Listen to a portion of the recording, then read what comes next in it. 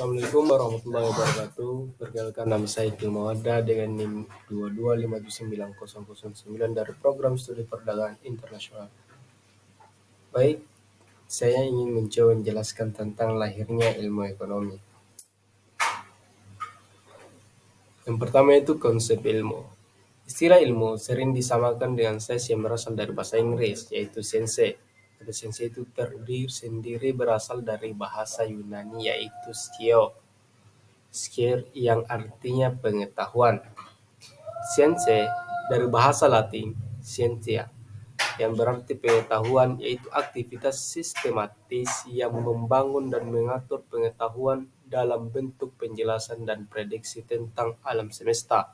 Dalam Kamus Bahasa Indonesia, ilmu didefinisikan sebagai pengetahuan tentang sesuatu bidang yang disusun secara bersistem menurut metode-metode tertentu yang dapat digunakan untuk menerangkan gejala-gejala tertentu di bidang pengetahuan itu.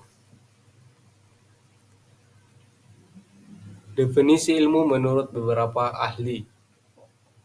Menurut Ashley Montagu, pada tahun 1959 menyimpulkan bahwa ilmu adalah pengetahuan yang disusun dalam suatu sistem yang berasal dari pengamatan, studi, dan percobaan untuk menentukan hakikat prinsip tentang hal yang sedang dikaji. Menurut Muhammad Hatta pada tahun 1964 mendefinisikan ilmu adalah pengetahuan yang teratur tentang pekerjaan hukum kausal dalam suatu golongan masalah yang sama tabiatnya, maupun itu menurut kedudukannya tampak dari luar, maupun menurut bangunannya dari dalam. Menurut Ralph Ross dan Ernest van den Haag pada tahun 1957 mengatakan ilmu adalah yang empiris, rasional, umum dan sistematik, dan keempatnya serentak.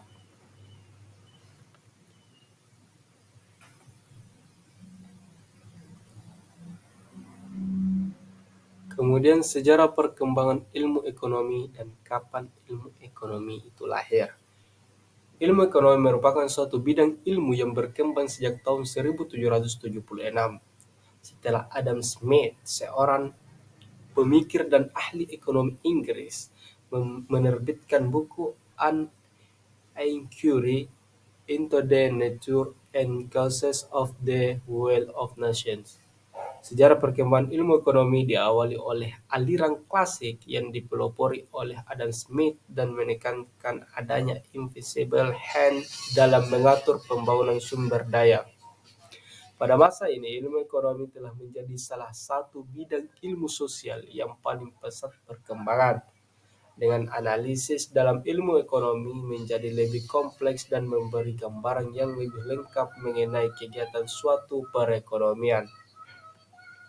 Sebenarnya itu ilmu memiliki ciri tanda syarat tertentu, yakni sistematik. Ilmu ekonomi memiliki sistematik yang menjelaskan tentang hubungan antara konsumen, produsen, dan pasar, serta pengelolaan sumber daya alam dan manusia.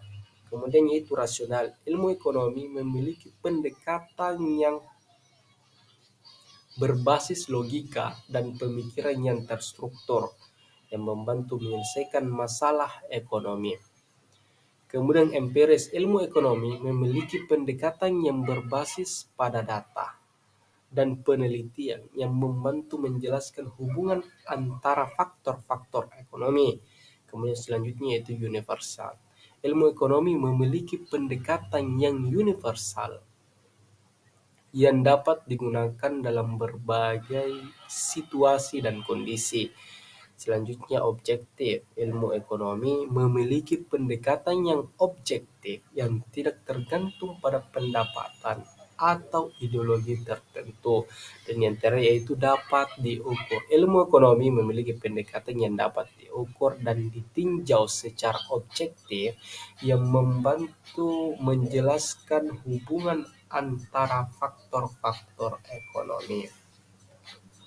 Selanjutnya yaitu ruang lingkup ilmu ekonomi.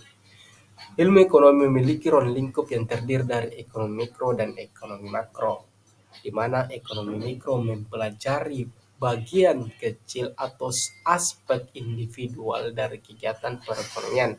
Sementara ekonomi makro mempelajari keseluruhan perilaku ekonomi yang berkaitan dengan penggunaan faktor produksi.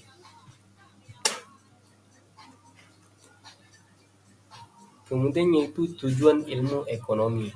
Tujuan ilmu ekonomi secara umum antara lain sebagai berikut: mengetahui hubungan yang terjadi dalam peristiwa-peristiwa yang terjadi dalam perekonomian, membuka wawasan yang luas terkait ekonomi, baik itu secara teori maupun di kehidupan nyata.